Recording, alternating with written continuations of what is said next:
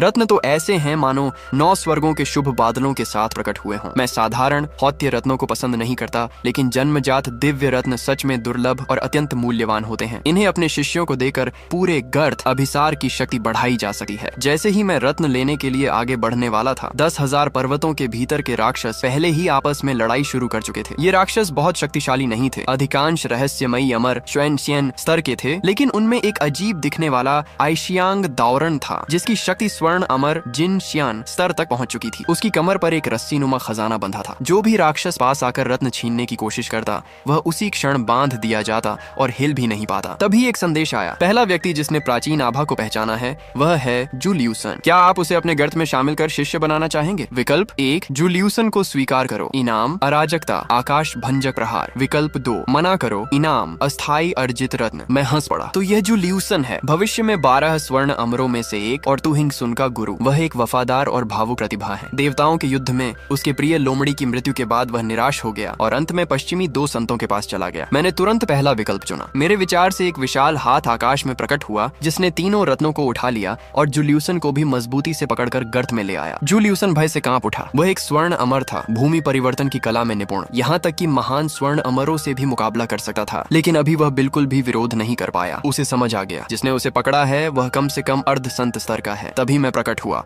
और एक नजर में उसकी असली प्रकृति पहचान ली। तुम धरती की आत्मा हो, सूर्य और चंद्र की ऊर्जा से बने हो। कोई आश्चर्य नहीं कि तुम्हारी भूमि परिवर्तन कला इतनी प्रबल है। मैं किरीन वंश का पूर्वज हूँ। आज तुम्हारा मुझसे मिलना भाग्य है। क्या तुम मेरे शिष्य बनना चाहोगे? जूलियूसन पूरी तरह स्तब्ध रह गया। वह वर्षों से इधर उधर छिपता फिर रहा था और अब एक अर्ध संत गुरु का शिष्य बनने का अवसर मिल रहा था। यह किसी वरदान से कम नहीं था। वह तुरंत घुटनों के बल गिर पड़ा और बोला, मैं आपका शिष्य बनना चाहता हूँ। मैंने संतोष से सिर हिलाया। मैंने तारों की मिट्टी से बने वृक्ष से एक पृथ्वी तत्व का फल तोड़ा और उसे एक पवित्र कवच भी दिया। यह स्थान आध्यात्मिक ऊर्जा से भरपूर है। तुम यहाँ एक गुफा चुनकर साधना करो। जूलियूसन भावुक होकर धन्यवाद देता हुआ चला गया। उसे शिष्य बनाने के बाद मैंने सैकड़ों वर्षों तक साधना की। एक दिन गर्त के बाहर से परिचित आभा आई। मैंने अपनी चेतना फैलाई। सफेद बाघ वापस आ गया था और उसके साथ एक बेल सर्प भी था जिसकी शक्ति स्वर्ण अमर स्तर की थी। दोनों अंदर आए। बेल सर्प तुरंत मेरे सामने आकर बोला, स्वामी हम वापस आ गए। बहुत कठिनाइयों के बाद मैंने अपनी पूरी जाति को यहाँ ले आया हूँ। सफेद बाघ पास खड़ा नाराज दिख रहा था, मानो उसे थप्पड़ मारने का मन कर रहा हो। मैंने बेल सर्प की ओर देखा। उसने समझाया, हमारी जाति प्राचीन काल से किरीन वंश की अनुयायी रही है। हमारे पूर्वज मूल किरीन के साथ है। हम सदियों से आपके पुनः आगमन की प्रतीक्षा कर रहे थे। मैंने सिर हिलाया। तो तुम लोग वफादार रहे हो। मैंने उसे 5 पवित्र ध्वजों में से एक पृथ्वी ध्वज दिया। इसके नीचे साधना करो,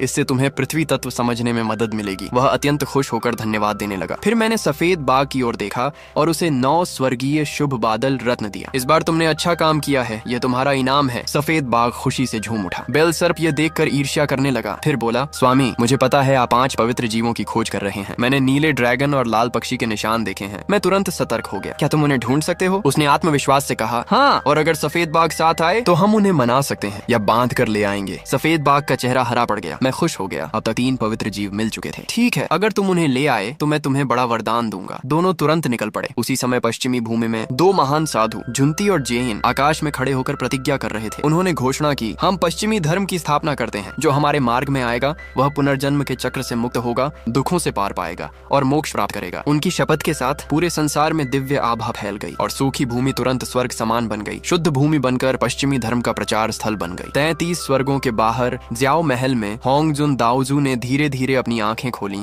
और पश्चिम की ओर देखा। प्राचीन काल में उसने राक्षस पूर्वज लोहो के साथ युद्ध किया था, जिससे पश्चिमी भूमि की आध्यात्मिक नसें टूट गई थीं और इसी कारण वहां भविष्य में शक्तिशाली साधकों का जन्म कठिन हो गया। यह उसके जीवन का एक दोष था। अब जब उसके 2 शिष्य पश्चिम में सफल होकर संत बन गए, उनकी संत आभा भूमि को पोषित कर रही थी, तो यह उस पुराने दोष को सुधारने का अवसर बन गया। होंगजुन ने हल्की नजर डाली और फिर आंखें बंद कर ली। संत बनना तो बस शुरुआत है। इस संसार के बाहर और भी विशाल अराजक ब्रह्मांड है। ये छोटी बातें उसके लिए महत्वहीन थीं। झुंती और जियेन के संत बनने की आभा फैलते ही सिस्टम का कार्य फिर सक्रिय हो गया। झुंती और जियेन ने पश्चिमी धर्म की स्थापना कर संतत्व प्राप्त किया है। क्या आप गहराई अभिसार से बाहर निकलेंगे? विकल्प 1, पश्चिम के 2 संतों की सहायता करो, पश्चिमी धर्म में शामिल हो जाओ। इनाम जन्मजात खजाना, 12 पंखुड़ियों वाला पुण्य कमल। विकल्प 2, मना करो। इनाम अराजक प्रतिरूप ताबीज, एक बार उपयोग, जो आपकी पूरी शक्ति वाला एक प्रतिरूप बना सकता है, संत से नीचे सभी को आकर्षित करने वाला। मैं इनाम देकर स्तब्ध रह गया। अराजक प्रतिरूप ताबीज, ये तो सच में अद्भुत खजाना है। इसके साथ मैं निश्चिंत होकर बाहर जा सकता हूँ। भले ही प्रतिरूप नष्ट हो जाए, असली शरीर को कोई नुकसान नहीं होगा। लेकिन मैंने तुरंत इसका उपयोग नहीं किया। मैंने अपने उत्साह को दबाया और सोचने लगा, मैं अभी अर्ध संत के 5वें स्तर पर हूँ। अगर मैं 9वें स्तर तक पहुंचकर इसका उपयोग करूं तो मेरा प्रतिरूप और भी शक्तिशाली होगा। इतने वर्षों से छिपा हूं तो थोड़ा और इंतजार करने में क्या जाता है। मैंने ताबीज को सुरक्षित रख लिया और फिर से साधना में लग गया। इस समय प्राचीन भूमि होंगहुआंग वू और याओ के युद्ध के बाद पूरी तरह टूट चुकी थी और 4 बड़े महाद्वीपों में विभाजित हो गई थी। कुछ टुकड़े अनंत समुद्र में बिखर गए, जिन्हें विदेशी द्वीप कहा गया, जिनमें 13 अमर द्वीप सबसे प्रसिद्ध थे। होतु द्वारा पुनर्जन्म चक्र स्थापित करने के बाद वो जाति के अधिकांश जीव पुनर्जन्म में चले गए और उसकी कृपा से किसी तरह जीवित रहे। वो जाति पूरी तरह पतन में चली गई और याओ जाति में केवल कुनपेंग बचा। उसने उत्तरी क्षेत्र में अपनी शक्ति बढ़ाई और उसे उत्तरी महाद्वीप नाम दिया। समय बदल गया, वू और याओ का युग समाप्त हो गया और अब मानव जाति के उत्कर्ष का समय आ गया। तभी सिस्टम फिर बोला, वू और याओ का अंत हो चुका है, मानव युग शुरू हो गया है। क्या आप गहराई से बाहर निकलेंगे? विकल्प 1, मानव जाति के उत्थान में सहायता करो। इनाम, एक अज्ञात दिव्य घास। विकल्प 2, मना करो। इनाम, 2 मूल अग्नियां, 9 स्वर्गीय अग्नि और नीली आत्मा अग्नि। मैंने तुरंत दूसरा विकल्प चुना। एक घास का क्या मूल्य? ये 2 मूल अग्नियां ही असली खजाना है। पहले ही मैं सूर्य अग्नि, चंद्र अग्नि और अधोलोक अग्नि को साध चुका था। अब इन 2 नई अग्नियों के साथ 10 मूल अग्नियां पूरी हो गईं। जैसे ही ये अग्नियां मिली, मेरे भीतर अग्नि नियम विस्फोटक रूप से बढ़ गया। मेरी शक्ति सीधे अर्ध संत 6ठे स्तर के शिखर तक पहुंच गई और 7वें स्तर से बस 1 कदम दूर रह गई। अब मैं अग्नि नियम का अवतार बन चुका था। मेरे नीचे धरती की अग्नि मेरी सांसों के साथ चलती थी। सिर्फ अग्नि शक्ति के आधार पर मैं अर्ध संत स्तर पर अजेय हो गया था। 5 तत्व एक दूसरे को उत्पन्न और नष्ट करते हैं। अग्नि की गहरी समझ ने मुझे बाकी 4 तत्वों की समझ भी और मजबूत कर दी। इस तरह 5 तत्वों के महान मार्ग की नींव और भी स्थिर हो गई। क्या आप चाहते हैं कि मैं इस सीरीज को जारी रखूं या नहीं?